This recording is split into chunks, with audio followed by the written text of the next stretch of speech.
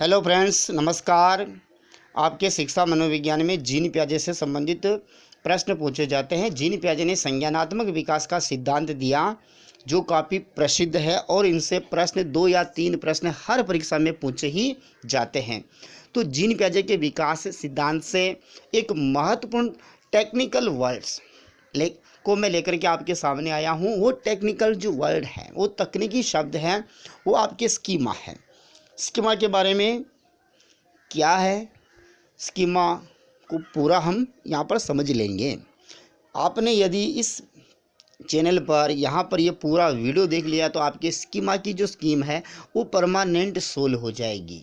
ठीक है, तो हम शुरू करते हैं कि ये स्कीमा होता क्या है। ठीक है ना, स्कीमा एक इंग्लिश शब्द है, ठीक है ना, ये भी इंग्लिश में पुल्लिंग शब्द है। स्कीमा नहीं होती, स्कीमा होता है। ठीक है ना, इसलिए आप ध्यान रखें।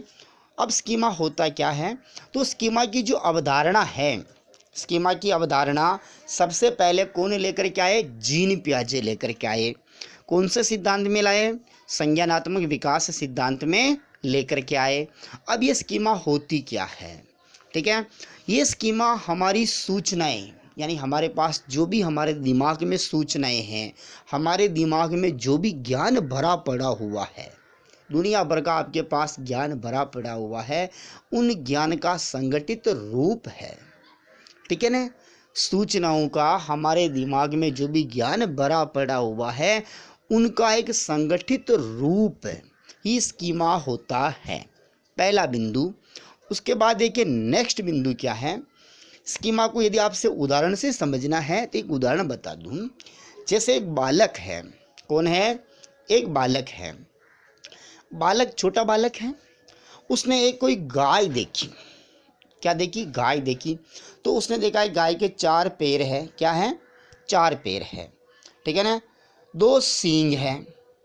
ठीक है, 4 पैर है, 2 सींग है, 2 कान है, एक पूंछ है, सफ़ेद रंग है।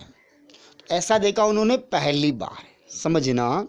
तो अब गाय का ऐसा रंग रूप देख लिया तो बालक के माइंड में, उसके दिमाग में उसकी एक स्कीमा बन गई। स्कीमा का मतलब है कि अगर कोई सफ़ेद रंग का है, जिसके 4 पैर है, 2 सींग है, 2 कान है, एक पूंछ है, तो ऐसा जानवर कौन होता है? कि गाय होता है। ठीक है, अब उससे अगर हम पूछते हैं कि 4 पैर, ठीक है ना, 2 कान, एक पूंछ, सफ़ेद रंग का जानवर कौन सा होगा, तो फटाक से वो उत्तर एक ही देगा, रटा हुआ, गाय है। क्योंकि उसके माइंड में इस प्रकार की इमेज बन गई, एक प्रतिबिंब बन गया, एक संप्रत्य बन गया कि ये हमेशा जानवर जो गाय ही होता है। जबकि ज़रूरी नहीं है कि हमेशा इसी प्रकार के रंग रूप वाला जो जानवर है गाय ही होता है, दूसरा जानवर भी हो सकता है। ठीक है ना, तो ये स्कीमा बन गई उसके माइंड में। ये सूचनाएं थी। सूचना कौन कौन सी? 4 पैर, 2 सींग, 2 कान, सफ़ेद रंग, ये सूचनाएं हैं। इनको उन्होंने माइंड में सेट कर लिया, संगठित कर लिया, तो उसकी क्या बन गई? गाय की। इसके आधार पर एक स्कीमा बन गई। ठीक है ना, अब देखते आगे चलते और स्कीमा में क्या होता है। ये जो स्कीमा होती है, आप जानते कि बालक जैसे जैसे बड़ा हुआ, फिर उसको समझ में आया कि नहीं यार, जो 4 पैर वाले हो, 2 कान वाले हो, सफ़ेद रंग वाले हो, ज़रूरी नहीं है ये गाय ही हो, दूसरा जानवर भी हो सकता। तो बालक ने क्या किया? अपने पूर्व ज्ञान कौन सा था? कि सफ़ेद रंग, 2 सिंह के ऊपर गाय होती है, उसका पूर्व ज्ञान था। पूर्व ज्ञान में उस बालक ने क्या किया? संशोधन किया और उसके साथ क्या जोड़ दिया? नवीन ज्ञान जोड़ दिया। तो अर्थात हम कह सकते हैं कि जो स्कीमा होती है, क्या होती है? स्कीमा होती है, ये समय के साथ बदलती रहती है, इसमें परिवर्तन होता रहता है। स्कीमा में नया ज्ञान जुड़ता रहता है। क्या जुड़ता रहता है? नए नए अनुभव जुड़ता रहता है। ठीक है, पूर्व अनुभव में नए अनुभव जुड़ जाते हैं, पूर्व अनुभव में नए अनुभव जुड़ जाते हैं। समझ में आ गया ना? ठीक है, तो जो स्कीमा होती है ये समय के साथ बदलती रहती है, यानी कि एक स्कीमा गतिशील अवधारणा है, परिवर्तनशील अवधारणा है, सूचनाओं का संगठित पैकेट है, ज्ञान का संगठित पैकेट है। समझ में आ गया। स्कीमा हमारे मानसिक क्रियाओं का, हमारे ज्ञान का एक संगठित रूप होती है। ठीक है, ये समझ गए। ये जो स्कीमा होती है जीन पियाजे ने 2 प्रकार की बताई है। स्कीमा कितने प्रकार की होती है? 2 प्रकार की स्कीमा होती है। अब वो 2 प्रकार कौन कौन से हैं उनको देख लेते हैं। ठीक है, पहला प्रकार तो है साहब व्यवहारात्मक स्कीमा, बिहेवियरल स्कीमा। व्यवहारात्मक जो स्कीमा होती है ये फर्स्ट नंबर के ऊपर लिखी हुई है। ये हमारी शारीरिक क्रियाओं के जो ज्ञान हैं, शारीरिक क्रियाएं कौन कौन सी हैं, जैसे चलना, दौड़ना, उठना, बैठना, ठीक है ना, खाना खाना, जूते पहनना, ये सभी शारीरिक क्रियाएं जो हम कर रहे हैं ना, तो ये इनका जो स्कीमा हमारे माइंड में, किस प्रकार से बैठना है, किस प्रकार से चलना, किस प्रकार से जूते पहनना, किस प्रकार से खाना खाना, किस प्रकार से बिस्तर लगाना, ये सभी शारीरिक क्रियाएं हैं। इनकी स्कीमा जो होती है वो व्यवहारात्मक स्कीमा होती है और ये सहज क्रियाएं होती हैं। ठीक है ना, सारी क्रियाएं जो भी हम करते हैं उनकी स्कीमा क्या कहलाती है? व्यवहारात्मक स्कीमा कहलाती है। ध्यान रखेंगे, मैंने उदाहरण बता दिए। ठीक है ना, इसी प्रकार के प्रश्न बनते हैं। ये व्यवहारात्मक स्कीमा होती है।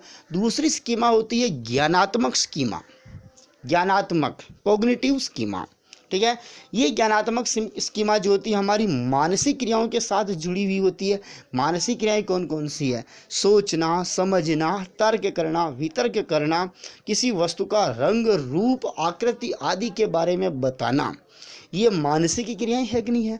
जोड़, बाकी, गुणा, भाग, गणित की कोई भी आप ऑपरेशनल ले लो, कोई भी संक्रिया कर लो, वो सभी में मानसिक क्रियाएं होती है। ठीक है ना, किसी शब्द का पर्यायवाची बताना हो, विलोम शब्द बताना हो, उसका अर्थ बताना हो, इन सभी में हम हमारी मानसिक क्रियाओं का उपयोग करते हैं, तो ये ज्ञानात्मक स्कीमा होती है। ठीक है, अब देखिए स्कीमा के ऊपर एक लेखिका है जिसका नाम है डेबी मिलर। डेबी मिलर ने स्कीमा के बारे में क्या लिखा? उन्होंने एक पुस्तक लिखी थी, उसमें उन्होंने लिखा कि जो कुछ भी हम जानते हैं, जो कुछ भी हमारे पास है नॉलेज, ज्ञान, वो हमारी स्कीमा है। ये डेबी मिलर लिखती है। ठीक है ना, एक तरह से सोचने या थिंकिंग करने की जो प्रक्रिया है वही हमारी क्या है? स्कीमा है।